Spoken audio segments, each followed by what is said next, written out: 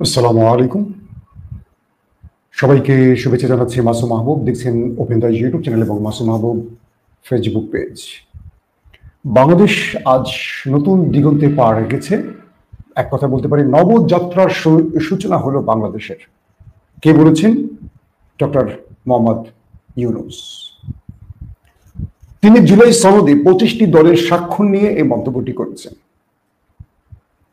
আর আমি যদি বলি বাংলাদেশ নবযাত্রার সূচনা হলো, এই কথাটি এভাবে যে 24-এর বিপ্লবে, গণ অভ্যুত্থানে বা দ্বিতীয় মুক্তিযুদ্ধের জাতির শ্রেষ্ঠ সন্তান মুক্তিযোদ্ধাদের পিটিয়ে প্রফেসর ইউনূস নবযাত্রার সূচনা করলেন।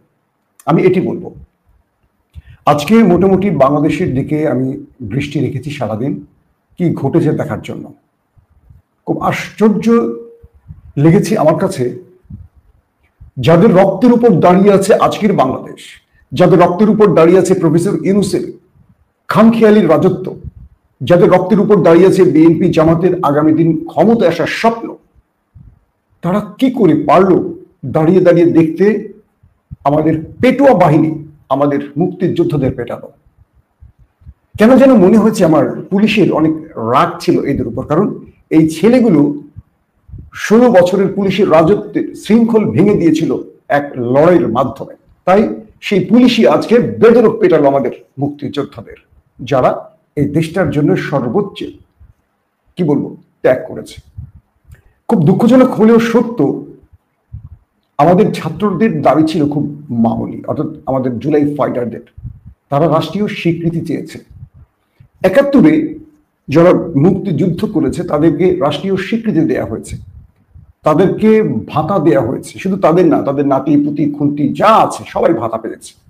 সবচেয়ে মজার ব্যাপার হলো, শুধু মুক্তিযোদ্ধা নয়, যারা মুক্তিযোদ্ধা না তারাও মুক্তিযুদ্ধের সার্টিফিকেট পকেটে পুরে রাষ্ট্রীয় সুযোগ সুবিধা, ভাতা, চাকরি সব পেয়েছে। কিন্তু 24-এর বিপ্লবীরা কেন পাবে না? আবার কেউ কেউ এটাকে মুক্তিযুদ্ধ হিসেবে দেখতে নারাজ, কারণ এটাকে মুক্তিযুদ্ধ হিসেবে দেখলে 71-এর মুক্তিযুদ্ধ নিয়ে তাদের যে ব্যবসা বাণিজ্য সেটা বন্ধ হয়ে যাবে। যদি এই কাজটি জামাত করতো, জামাত এটা নিয়ে অনেক বড় আগডুম বাগডুম করতো। যদি এই কাজটি বিএনপি করে হাসিনার পতন ঘটাতো, তাহলে এই বিএনপি নেতাকর্মীরা রাষ্ট্রের সর্বোচ্চ পদক পেত। তাদের এক একটা পরিবারকে কোটি কোটি টাকা দেওয়া হতো, গাড়ি বাড়ি ফ্ল্যাট বহু কিছু, চাকরি বাকরি সব দেওয়া হতো। কিন্তু এই লড়াইটা করেছে কারা? অচেনা মামুলি গরিব ঘরের, অসহায় ঘরের খুব সাধারণ ছেলে মেয়েরা। তাই তাদেরকে কিছু দিতে সব রাজনৈতিক দলের খুব আঁতে ঘা লাগে, হৃদয়ে ব্যথা লাগে। কয়েকটা বিষয় আমি একদম সিগনিফিকেন্ট আলোচনা করতে চাই। আজকের এই জুলাই সনদের স্বাক্ষর অনুষ্ঠানে পুরো প্রাণটা ছিল জুলাই যোদ্ধারা, তারা সেখানে ছিলেন না। ছিলেন কারা? বিগত 16 বছর যারা হাসিনার রেজিমে টিকে ছিলেন বা হাসিনার রেজিমের সাথে আঁতাত করে চলে ব্যাংক ভরেছেন, দেশে বিদেশে অঢেল টাকার মালিক হয়েছেন, সেই লুটেরা আমলারা, সেই লুটেরা বুদ্ধিজীবীরা, সেই লুটেরা যারা বিদেশে বসেছিলেন, কিন্তু তারা আজকে দেশে ত্রাণকর্তা হয়ে গেছেন। সেটা আলী রিয়াজ বলি, মনির হায়দার বলি, আরো যারা আছে তাদের প্রতি সম্মান আছে। কিন্তু দেখেন, ডক্টর ইউনূস বিপ্লবের সময় ফ্রান্সে ছিলেন, তার অনেক উপদেষ্টা দেশে ছিলেন না। তাদের 2-3 জন উপদেষ্টা ছাড়া কেউ এই আন্দোলনে সংশ্লিষ্ট না। তারপর সেই বিপ্লবের প্রধান উপদেষ্টা, ডানে বামে উপদেষ্টা, প্রেস, এটা সেটা যারা বসে গেছে, কেউ আন্দোলনের লোক না। পৃথিবীতে একটি দেশের নাম বলেন যেখানে বিপ্লব হবার পর পুরো বিপ্লবটা এভাবে ডাকাতি হয়েছে, ছিনতাই হয়েছে, দেখাতে পারবেন? পারবেন না। সিরিয়াতে আমরা বিপ্লব বা অভ্যুত্থান দেখেছি, আসাদ চলে গেছে, কিন্তু ক্ষমতায় বসে কারা? সেই জোরালি বাহিনী। কারা প্রধান উপদেষ্টা হয়েছে বা প্রধানমন্ত্রী হয়েছে, সরকার প্রধান হয়েছে, পুলিশ প্রধান হয়েছে, সেনা প্রধান, যারা সরাসরি এই বিপ্লবে জড়িত ছিল। কিন্তু বাংলাদেশে যারা বিপ্লবে জড়িত ছিল কেউ কিচ্ছু পায়নি। আবার দেখেন, পোস্টার নেতা যারা ছিলেন বিপ্লবের, যারা ডিবি হেফাজতে গিয়ে আন্দোলন বন্ধ করে দিয়েছিলেন, বলেছেন আমাদের দাবি আদায় হয়ে গেছে, আন্দোলন শেষ, তারা উপদেষ্টা হয়েছে। এক একজন উপদেষ্টা আবার হাজার হাজার কোটি টাকার মালিক হয়ে গেছে। আজকে এই রাষ্ট্র তাদেরকে টিস্যুর চেয়েও মূল্যহীন ভাবছে। 25টি দল স্বাক্ষর করলেও একটি দল স্বাক্ষর করেনি, এনসিপি। এনসিপির দাবিটার সাথে আমি একমত, তাদেরকে নিয়ে সমালোচনা করব, কিন্তু তাদের দাবিটার সাথে আমি একমত। যে আর্টিকেলটি রয়েছে 5, আপনারা জুলাই সনদ যারা পড়েছেন তারা দেখেছেন যে এখানে একটি আর্টিকেল রয়েছে 5 নম্বরে। এই 5 নম্বরে কি বলা হয়েছে একটু ভালো করে খেয়াল করে দেখবেন যে 24-এর বিপ্লবে যারা মানে হত্যা হয়েছে, খুন হয়েছে, যা কিছু হয়েছে, এদের বিচার করা। প্রশ্নটা হলো, আমি পড়ে শোনাই পুরোটা। গণ অভ্যুত্থান পূর্ব 16 বছরের ফ্যাসিবাদ বিরোধী গণতান্ত্রিক সংগ্রামে গুম, খুন ও নির্যাতনের শিকার হওয়া ব্যক্তিদের এবং 2024 সালের জুলাই আগস্টের গণ অভ্যুত্থানকালে সংঘটিত সকল হত্যাকাণ্ডের বিচার, শহীদদের রাষ্ট্রীয় মর্যাদা প্রদান ও শহীদ পরিবারগুলোকে যথোপযুক্ত সহায়তা প্রদান এবং আহতদের সুচিকিৎসা ও পুনর্বাসনের ব্যবস্থা নিশ্চিত করব। এর মধ্যে একটি লাইন আছে, 24-এর জুলাই আগস্টের গণ অভ্যুত্থানকালে সংঘটিত সকল হত্যাকাণ্ডের বিচার। This is point. এই সময় শুধু আমাদের ছাত্র জনতা মারা যায়নি, মানুষের বিক্ষোভে পালাতে গিয়ে অথবা যেসব পুলিশ আমাদের ছাত্র জনতার বুকে গুলি করেছে, মানুষ বিক্ষুব্ধ হয়ে তাদের অনেকে মেরেছে। 24-এর এই বিপ্লবে তো অনেক পুলিশও মারা গেছে, যারা খুনি পুলিশ ছিল, যারা ছাত্রদের গুলি করে মেরেছে। তো তাদেরকে যারা মেরেছে সবার তো ছবি নেই, আছে নেই, কারা মেরেছে প্রমাণ তো নেই। আজ হোক কাল হোক জামাত, বিএনপি, আওয়ামী লীগ কেউ না কেউ তো ক্ষমতায় আসবে। তারা যদি চিন্তা করে যে এটি দিয়ে আমরা ওই দলটাকে আটকাবো, ওইটা দিয়ে আমরা অমুককে আটকাবো, তারা এই একটি সনদের একটি পার্টকে দিয়ে, অনুচ্ছেদকে দিয়ে আমাদের আজকের ফাইটারদের ফাঁসি দিতে পারবে। 24-এ কেবল পুলিশের, র্যাবের, বিজিবির বা সরকার হাসিনার বিচার না, এখানে শব্দটার মধ্যে এমন ভাবে ব্যবহার করা হয়েছে যে এই শব্দটা দিয়ে যারা পুলিশকেও মেরেছে তাদেরও বিচার হবে। একদম ক্লিয়ার, বুঝতে পারছেন? তার মানে এটা দিয়ে আগামী দিন আমাদের যারা এই বিপ্লব বা এই লড়াইটা যারা করেছে তারা সবার গলায় ফাঁসির দড়ি ঝুলিয়ে দিতে পারবে। তো এই দাবিটির পরিবর্তন চেয়েছে, অর্থাৎ বলা হয়েছে যে যারা জুলাই যোদ্ধা তাদেরকে দায় মুক্তি দিতে হবে। এই দায় মুক্তির ইস্যুটি নিয়েই মূলত একটা গ্যাঞ্জাম। দ্বিতীয়ত হলো, এনসিপি চেয়েছে এটার আইনি ভিত্তি, জামায়াতও চেয়েছে আইনি ভিত্তি, অর্থাৎ এই স্বাক্ষরটুকু চূড়ান্ত নয়, এটাকে গণভোটের মাধ্যমে বা সাংবিধানিকভাবে এটাকে আইনি ভিত্তি দেওয়া জরুরি, নতুবা যে কেউ চাইলে এটাকে টিস্যু পেপারের মতো ছুঁড়ে ফেলে দিতে পারবে। জামায়াত বলছে যে আজকে আমরা এসছি, স্বাক্ষর করেছি এবং আমরা সরকারকে আবারও বলবো বা আমরা চাপ অব্যাহত রাখবো এটার আইনি ভিত্তির জন্য। কিন্তু জামায়াত স্বাক্ষর করে বসছে, এই স্বাক্ষরটা জামাতের আগামী দিনের বেইমানির স্বাক্ষর হিসেবে উল্লেখ থাকবে। বিএনপিকে এখানে টানবই না, কারণ বিএনপি এমন একটি দল, তারা সর্বদা সুবিধা নেবে কিন্তু তার জন্য মূল্য দেবে না। আমরা 75-এ শেখ মুজিবের হত্যার পর সবচেয়ে বেশি বেনিফিটেড বিএনপি ছিল, লাভবান বিএনপি হয়েছে, বিএনপির জন্মও হয়েছে, একজনকেও বাঁচায়নি। এবারও বিএনপি কাউকে বাঁচাবে না। বিএনপি আসছে রাজনীতি করতে, ক্ষমতার রাজনীতি করবে। এবং এখন পর্যন্ত বাংলাদেশের যত বিতর্ক সৃষ্টি হয়েছে অধিকাংশ বিতর্কের মূল কেন্দ্রে রয়েছে বিএনপি। বিএনপি জনগণের পালসে চলছে না, বিএনপি চলছে তার নিজস্ব কোনো চিন্তা থেকে, সেই চিন্তাটা ওপার থেকে এসছে না এপারেরই আমি জানি না, যার মূল্য দিচ্ছে প্রতিটা বিশ্ববিদ্যালয়ে বিএনপির শিবিরের কাছে পড়া যায়। কারণ বিএনপি জনগণের মতের বাইরে নিজেদের মত জনগণের উপর চাপিয়ে দিচ্ছে। গেল একটা ব্যাপার।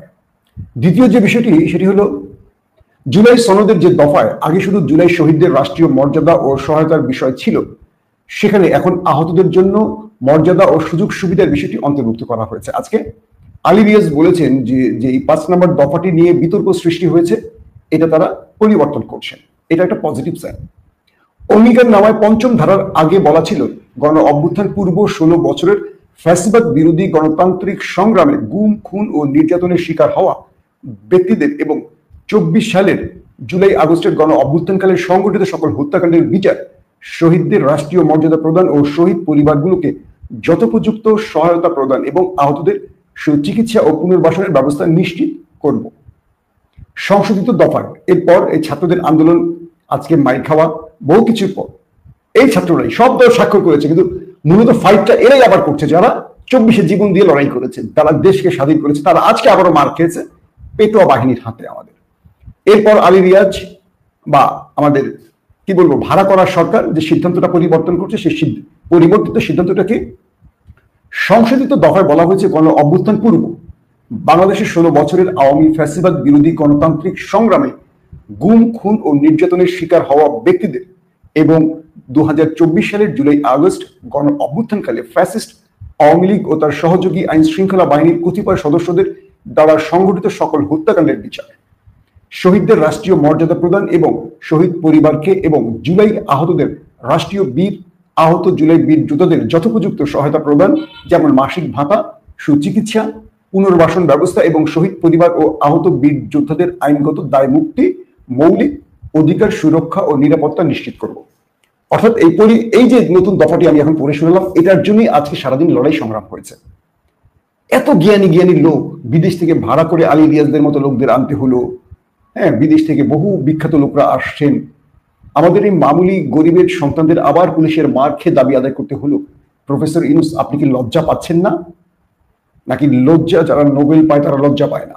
আপনি শুধু আমেরিকাকে ম্যানেজ করতে বা কোনো একটি রাজনৈতিক দলকে ম্যানেজ করতে, খুশি করতে ব্যস্ত হয়ে পড়েছেন।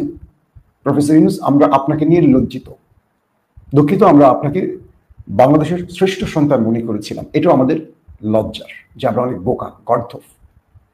যে জুলাই যোদ্ধা পুলিশের গুলিতে নিজের হাত দিয়েছিল, পঙ্গু হয়েছে, আজ পুলিশের স্বাধীন বাংলাদেশে পুলিশের মারে তার সেই হাতটা রাস্তায় খুলে পড়ে গেছে, কৃত্রিম হাত। এর চেয়ে বড় লজ্জা আছে? এই হাতটা জুলাই যোদ্ধার হাত নয়, এটা বাংলাদেশের হাত। বাংলাদেশ আজ পঙ্গু হয়ে গেছে। যে পুলিশরা পিটিয়েছে, ভাই লজ্জা লাগছে? আপনাদের অনেক পুলিশ আমি যাদেরকে চিনি, আপনাদেরকে ডাম্পিং করে রেখেছিল হাসিনা, বিভিন্ন জায়গায় ট্রেনিং স্কুলে এখানে সেখানে ফেলে রেখেছিল, কোনো প্রমোশন ছিল না। আর আজকে এই জীবন দিয়ে যারা এই দেশকে স্বাধীন করলো, তাদের জন্য গুরুত্বপূর্ণ পদগুলোতে বসে গেছেন। একসঙ্গে 3-4টা প্রমোশন হয়ে গেছে গত 13-14-15 মাসে। এখন আপনার বড় বড় ডিএমপির গুরুত্বপূর্ণ পদে বসে আছেন এবং কোনো কোনো দল, কেউ বিএনপি, কেউ জামাতকে ম্যানেজ করে আগামী দিনে আরো প্রমোশন নেওয়ার ধান্দায় আছেন। ভাই, পৃথিবীতে যদি কাউকে বলা হয় বিশ্বাসঘাতক বা বেইমানের জাতি, সেটা হবে এই বাঙালি বা বাংলাদেশ জাতি। এত অকৃতজ্ঞ জাতি, এ জাতি লজ্জা লাগে। 16টা বছর বিএনপি জামাতের ডাকে মানুষ রাজপথে নামেনি, হাসিনা ফ্যাসিস্ট রেজিমের বিরুদ্ধে কেউ দাঁড়ায়নি। কেন জানেন? প্রত্যেকেই জানে এই রাজনৈতিক দলগুলো দিন শেষে নিজেরা কামড়াকামড়ি করবে ক্ষমতার দ্বন্দ্বে। প্রত্যেকেই জানে এরা নিজেরাই দেশ হাসিনা মুক্ত হলে নিজেরা নিজেদের জন্যই সবকিছু করবে, জাতির জন্য, দেশের জন্য কিছু করবে না। তাই ঘটেছে, তাই হচ্ছে। আমরা ভেবেছিলাম একটা নতুন দল এই দলগুলোকে প্রেশার তৈরি করে লাইনে আনবে। এসেছিল এনসিপি। যে এনসিপির নেতারা ডিবি হেফাজতে আন্দোলন বন্ধ করার ঘোষণা দিয়েছিলেন, সেই নেতারা দায়িত্বে বসে গেছেন। বসে তারা কি করেছেন? এই সরকারকে প্রেশার না রেখে তারা ছাত্রদের প্রতিনিধিত্ব করতে গিয়ে তারা পকেটের প্রতিনিধিত্ব করেছে, যে কারণে আজকে সরকারের ভেতর তাদের কোনো মূল্য নেই। দেখেছেন আজকে আসিফকে, মাহফুজকে, আজকে নাহিদ ইসলাম কোথায়? তিনি স্বাক্ষর করতেও আসতে পারেননি, কেউ মূল্যই দেয়নি, কেউ ডাকেইনি। দাওয়াত দিয়েছে কিন্তু তিনি যে আসেননি, এই জন্য প্রফেসর ইউনূস তার বক্তব্যে কিছু বলেছেন। প্রফেসর ইউনূস তো শুধু নিজের ঢোল পিটাতে পিটাতে ঢোল ফাটিয়ে ফেলেছেন। তিনি বঙ্গোপসাগরের ইতিহাস শোনাচ্ছেন পৃথিবীর সব দেশ নাকি বাংলাদেশের উদ্যোক্তা নিতে চায়, তরুণদের নিতে চায়। অথচ পুরো পৃথিবী মোটামুটি ভিসা বন্ধ রেখেছে। মধ্যপ্রাচ্য অনেক দেশ ভিসা বন্ধ রেখেছে। আমেরিকা বা ইউরোপের রাষ্ট্রের ভিসা চেয়ে আমাদের যুবকরা ভিসা পায় না। আর ইউনূস আমাদের গাল গপ্প শোনাচ্ছে। এরকম ফালতু গল্প ইউনূস সাহেব শোনাবেন না প্লিজ। যে এনসিপি আমাদের নতুন দল, তারা পারতেন। জিয়াউর রহমান নতুন দল গঠন করেছিলেন, কিন্তু মানুষের হৃদয়ের ভাষা বুঝতে পেরেছিলেন জিয়াউর রহমান। তাই আজ অবধি হাজারো বাধার পর এই দলটা টিকে আছে। যদিও এই দলটাকে কলঙ্কিত করেছে লুটেরালা, ডাকাত, চোর, টেন্ডারবাজ, দখলদার, চাঁদাবাজরা, কিন্তু এই দলটার মধ্যে এখনো দেশপ্রেমিক মানুষের সংখ্যা সর্বাধিক। তাই দলটা এখনো টিকে আছে। কিন্তু এনসিপি কি করলো? 2000 শহীদের রক্তের সাথে প্রতারণা, 40,000 আহতের সাথে প্রতারণা। তারা প্রত্যেকে নিজের আখের গোছালেন। কেউ রাষ্ট্রকে চাপে রাখলেন না, কেউ উপদেষ্টা মন্ডলীর মধ্যে কি বলবো তাদেরকে টাফ টাইম দিলেন না, কারণ প্রত্যেকেই লুটপাটে ব্যস্ত। কে কাকে ধরবেন, কে কাকে কার দিকে আঙুল তুলবেন যে তুই বেটা চোর, এই কথা বলার কারো সাহস আছে? সব বেটাই তো চোর। ইউনূস সহ সব বেটাই চোর। ইউনূস হয়তো নিজে খাননি, তার পরিবারকে দিয়ে, এনজিওকে দিয়ে খাওয়াইছেন। খুব কষ্ট লাগে আমার এই কথাগুলোতে। আমার জুলাই যোদ্ধাদের রাজপথে পেটাবেন পুলিশ ভাইরা, লজ্জা লাগে না? বলেন। হ্যাঁ, আমাদের ছাত্ররা, আমাদের এই ফাইটাররা আপনাদের গায়ে ইট পাটকেল মেরেছে, কেন মারবে না বলেন? এরা তো হাসিনার পেটুয়াকে ছাড় দেয়নি, ঝুলিয়ে রেখেছে খাম্বার সাথে, ব্রিজের সাথে। আপনারা তাদেরকে মারার আগে হাতটা কাঁপেনি? বলেন। তারা দেশ স্বাধীন করে স্বাধীন দেশে তাদের অধিকারের জন্য আবারও পুলিশের মার খেতে হবে, এর চেয়ে বড় লজ্জা হতে পারে? জামাত ইসলাম কি লম্বা লম্বা কথা বলেছে, আজকে বিশ্বাসঘাতকের মতো সিগনেচার করে বসছেন কেন? যদি আইনি ভিত্তি না দেয়, সাদেক কায়েমদের কি হবে, ফরহাদের কি হবে? ফাঁসির দড়ি গলায় ঝুলছে। বিএনপিকে বলবো, জনগণের পালস বোঝেন, আবারও একটা আন্দোলনের প্রয়োজন হবে। মানুষ আপনাদের ডাকে নামিনি এই কারণে, কারণ দিন শেষে আপনারা বেইমানি করেন। এর আগে করেছেন কাদের সাথে? জালিমদের সাথে, বজদুদের সাথে। এবার করছেন আপনারা জুলাই যোদ্ধাদের সাথে বেইমানি। এই জাতি শ্রেষ্ঠ সন্তান উপহার দেবে যদি তাদের মূল্যায়ন করা হয়। যদি মূল্যায়ন করতে না পারে, তাহলে কখনো এই জাতিতে কোনো শ্রেষ্ঠ সন্তানের জন্ম হবে না। দর্শক, তারপর মন্দের ভালো যে জুলাই সনদে স্বাক্ষর হয়েছে, এবার এটির আইনি ভিত্তি খুব জরুরি। এবং গণভোট, আমি মনে করি গণভোট আমাদের সংসদ নির্বাচনের 1 থেকে 1.5 মাস আগে হওয়া উচিত, একই দিনের নয়। কারণ বাংলাদেশের নির্বাচন প্রক্রিয়াটা সারা জীবনই ভেজাল পূর্ণ, এবং এই নির্বাচন কখনো ফ্রি ফেয়ার হয় না। এটি যদি 1-2 মাস আগে হয়ে যায়, তাহলে যারা নির্বাচিত হবে তাদের উপর একটা প্রেশার তৈরি হবে। কিন্তু নির্বাচনের দিন যদি হয়ে থাকে, তাহলে মনে রাখবেন কেন্দ্র দখলদাররা, যারা কেন্দ্র দখল করবে সেই আশায় আছে, তারা কেন্দ্র দখল করে কেন না ভোটটাই বেশি দিয়ে বসবে। তখন কি করবেন? যদি সব দল একমত থাকে, তাহলে এটি মানে কি বলবো, আমাদের সুপ্রিম কোর্টের মাধ্যমে করা কি সম্ভব নয়? আমাদের আইনবিদরা এই ব্যাপারে তো কথা বলছেন। একটা পথ তো খুলে নেওয়া যায়।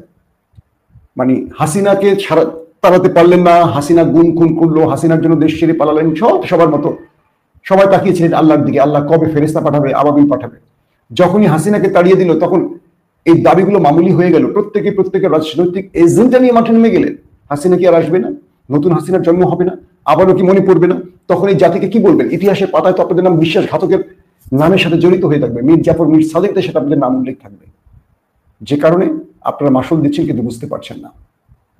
জুলাই সনদে কি আছে এগুলো নিয়ে আর কথা বলতে চাই না। একটি কথা বলতে চাই যে যারা এই দেশকে স্বাধীন করেছে তাদেরকে সর্বোচ্চ সম্মান মূল্য দিতে হবে। এক, আগামী দিনে যারাই ক্ষমতায় আসুক, জুলাই যোদ্ধাদের প্রতিপক্ষ বানাবেন না। 3 নম্বর, এনসিপি, তোমরা তোমাদের ভুলে ডুবে গেছো, তোমাদের সূর্য অস্তমিত হয়ে গেছে। তোমরা যদি জাতির সাথে বেইমানি না করতে, শহীদদের সাথে বেইমানি না করতে, আজ তোমরা সবার কাছে বীরের বিরচিত সম্মান পেতে। এখন বলবে ভাই আমরা যে দুর্নীতি করেছি প্রমাণ আছে, প্রমাণ দেবো আমরা সময় মতো। এখন প্রমাণগুলো আমরা টানবো না, কিন্তু আছে। যদি চান ব্যক্তিগতভাবে টেক্সট করবেন, দিয়ে দেব। আজকে এই এনসিপি নিজেকে নিজেরা ডুবিয়েছে। মানুষের আর কোনো আগ্রহ নেই নাহিদ ইসলাম, হাসনাত সার্জিসদের নিয়ে। আপনাদের খেলা শেষ, আপনাদের খেলা পুরোপুরি শেষ, এবং এই খেলা আপনারা নিজেরা শেষ করেছেন। আপনাদের অহংকারের লেভেল এত মাত্রায় উপরে উঠে গেছে, আপনাদের ক্ষুধা এত বেড়ে গেছে, আপনারা নিজেদেরকে এত বুদ্ধিমান মনে করেছেন যে আপনাদের মিটার ডাউন হয়ে গেছে। আপনারা সিঁড়ির একদম নিচে নেমে গেছেন, আর উপরে ওঠার সুযোগ নেই। তার প্রমাণ জুলাই সনদে আপনাদের অনুপস্থিতিতে কারো কিচ্ছু যায় আসেনি। কিন্তু আমরা এখনো ভালোবাসতে চাই আপনাদের। আমরা মনে করি আপনারা আপনাদের ভুলগুলো সংশোধন করে আবার ফিরে আসার চেষ্টা করবেন। আপনাদের ক্ষুধার্ত ব্যক্তিদেরকে কন্ট্রোল করুন। এই দেশ একটা ভয়ঙ্কর খারাপ সময় পার করেছে গত 16টা বছর। আর কোনো লুটেরা, চোর ডাকাতদের রাষ্ট্রীয় ক্ষমতায় দেখতে চাই না। যারা হাসিনার রেজিমের সুবিধাপ্রাপ্ত, তারাই আজ আমরা সচিব, পুলিশ, বিভিন্ন গুরুত্বপূর্ণ পদে বসে আছে। ইউনূস তাদেরকে বসিয়ে রেখেছেন। এক অদৃশ্য কারণে ইউনূস সব ভাড়া করা লোকদের বিদেশ থেকে এনে তার পুরো টিম তৈরি করেছে। এটিকে আমরা গ্রহণ করতে পারছি না। আমরা ইউনূস বয়কট করলাম, ইউনূসের পুরো উপদেষ্টা মণ্ডলীকে বয়কট করলাম, আমরা এই অন্তর্বর্তীকালীন সরকারকে বয়কট করলাম। আল্লাহ হাফেজ।